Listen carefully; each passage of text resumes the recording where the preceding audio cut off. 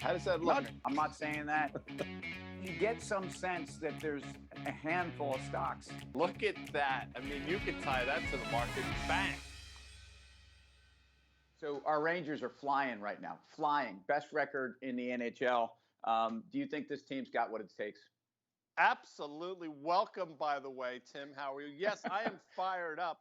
As we sit here, the Rangers sit atop not only their division, they sit atop the National Hockey League in terms of wins and points. And yes, to answer your question, this team is, wait for it, eerily reminiscent of that 94 squad. So the reason it's eerily reminiscent is because I think you've got the perfect mix of youth and veteran. And of course, we imported one or two guys that actually have won a cup to show us how to win in the locker room. So of course, because I feel like I can affect sporting outcomes or the destiny of my teams by merely talking about them. Do you feel that way, by the way? Do you No. seriously think, yeah? Not at all. Although it's worked well Am for I- me with the Mets over the last, 35, 40 years. I root for them to lose, and it's turned out to be the right course right. of action. No, but the answer to your question is no. Me It's sitting there idiotic. rooting for them, yeah, it's just, I don't put on the rally hat and all that stuff. No, just say no. Well, all right. So look, I think this team's got what it takes, and I realize that we were rebuilding yet a couple of years ago, but we sit on top of the NHL world. There's a number of teams out there, but when you think about a team that's perennially in first place, Yankees. That's a great point by you. I'm glad we're getting into a Yankee conversation. The most storied franchise in sports, and I think the second most valuable, but I know that's not what you're talking about. Well, Green Bay seems to always be 12-3 going into the 16th week of the season, and there's a handful of teams that I think, at least in football, seem to always be there. Any team quarterbacked by Tom Brady seems to be there. But Apple's winning a lot out there, right? I mean, Apple this week, a $3 trillion company, plus or minus. Which is extraordinary, especially when you consider the competitive landscape out there, and a company that at one point was maybe a Sony Walkman, was a hardware company, was someone who's this was a MacBook, bro. I mean, this started out as that funky little computer. I think you make a great point. I don't think people it's hard for me to fully comprehend what 3 trillion, the number, means. For example, the GDP of the United States is either side of 21 trillion, and Apple by itself is a $3 trillion company. That number by it just alone is remarkable, but how they've gotten there is really the story. And you've talked about it. It's a transformation from being just a hardware company, just a company that makes devices, into a company that has this sort of ecosystem, something you've talked about for years. Well, if you think about Apple's hold over the world that we live in, it's a combination of that. First of all, it was a device where it was innovative, right? I mean, the iPhone, I would still probably be walking around with a BlackBerry if my wife hadn't one day tried to send me a picture of something and it just didn't work. But I mean, they have transformed into a device, into this installed base north of 1 billion, which means that they've got people hooked on how they connect their Apple phones to other parts of their life. I don't know that there's any other company that does that. And on some level, that seems to cement Apple's place in our life. But it wasn't long ago that this was a company that was seemingly in transition.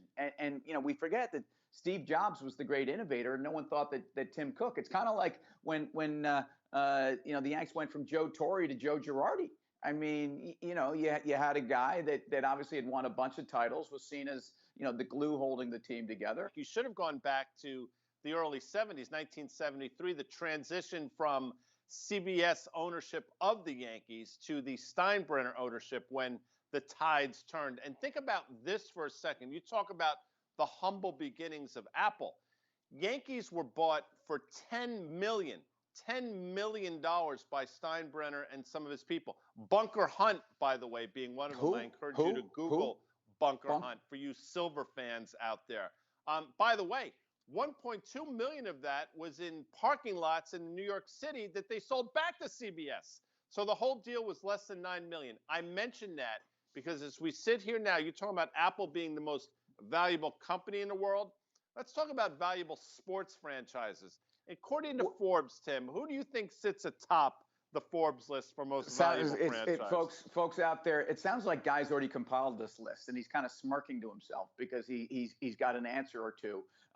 It's not the New York Yankees. It's probably Manchester United or something. It's That's Man U. That's a great poll. I like what you're doing there. The Dallas Cowboys sit atop at a close to a $6 billion valuation. Of course, the Yankees are second.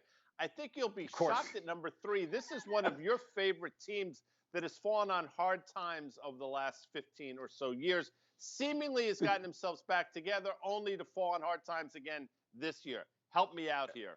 It's got to be the Big Blue, the G-Men, the New York Giants. Great. I like what you did there. No, it's actually the New York Knicks, believe it or not. An NBA team sits in the top 3. Yeah. And that NBA team is the New York Knicks, followed by, get ready for it, FC Barcelona. Now, you would think as a Met fan, your Mets would be in the top 5, 10, 15, 20. No, wrong. I will name things that are not, you wouldn't even thought of that are ahead of the Mets. They have a more loyal, more passionate, and arguably stronger fan base in the metropolitan area than the Yankees. The Yankees seem to have this national thing going on. Good for you, man. The fact that people on the West Coast, or it's down south, or at Wembley Stadium like the Yankees, God bless you. I'm hanging out with my New Yorkers. We're doing our thing. And the fact that Stevie Cohen paid $2.47 billion for the Mets, what makes these teams valuable is the fact that they have a network effect around them. So first of all, I'm talking about a TV contract. I'm talking about literally a network. I'm talking about a media presence, but I'm talking about intellectual property and a brand that can be sold around the world. That's what Apple has. So the network effect of Apple. So we're back to Apple. The fact that they've got a services business now. That's why they sit on top. Who's the worst team besides the New York Football Giants? Who has the worst record in the league this year? They play in Florida, actually a city that you're very familiar with. Yeah. Love me some Jacksonville. God, it's beautiful in Ponte Vedra, and there's some great barbecue. Sonny's Barbecue, one of the great barbecue spots in the country. Look, they're terrible. They're always terrible, and awful. Urban. What would you say? And what would you say about Jacksonville isn't necessarily a sports mecca. I mean, you would consider New York City, sort of the mecca of sports. Is that fair? But what I find interesting about this Forbes list, which is currently in my hand on my Apple device, is that the Mets and the Jacksonville Jaguars are tied for the 47th most valuable sports franchise. To me, that speaks volumes. It's not true. Here. It's not true. It's not true. First of all, if the Jags were put up for sale tomorrow, do you think they'd be $2.5 billion? I don't think so. Absolutely, if not more, just by virtue of the fact that they play in the league where they play for pay. But with that said, I mean, just again, to link those two franchises together on a list, I mean, that is embarrassing. So what's Apple's downfall? How does Apple go from the world's most valuable company, the first $3 trillion company, they're the first $1 trillion, they're the first $2 trillion, now the first $3 trillion. By the way, they'll probably be a $4 trillion in the middle part of next year. What's their downfall? Sony was Apple in the 1980s, and Sony's been rendered irrelevant. Now, there's obviously a much different side of it. You talked about sort of the install base and everything, the ecosystem that Sony didn't have. But what is the existential risk to Apple? Well, I think, first of all, the first risk I think about is a market risk, and they are the biggest weighted company. So they are receiving the most flows in a world where central banks are flooding the world with money. Apple's the greatest recipient of this investment flow. They are 7+% of the S&P. They are 12% of the NASDAQ. Any passive mutual fund that you're subscribing to, Guy, Apple's getting I think a huge hit. It's Apple's world, and we just live in it, Guy.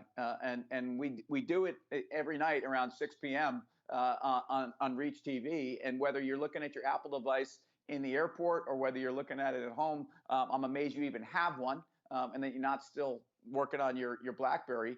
I think they're our company. They are our company. They're my company. The Yankees will always be my team. The Mets now mired at 47th on the list. He's Tim Seymour. I'm Guy Adami. We are. And if we're lucky, we're going to be on 6 p.m. every night on Reach TV. We are commercial break, Guy Adami. See you later.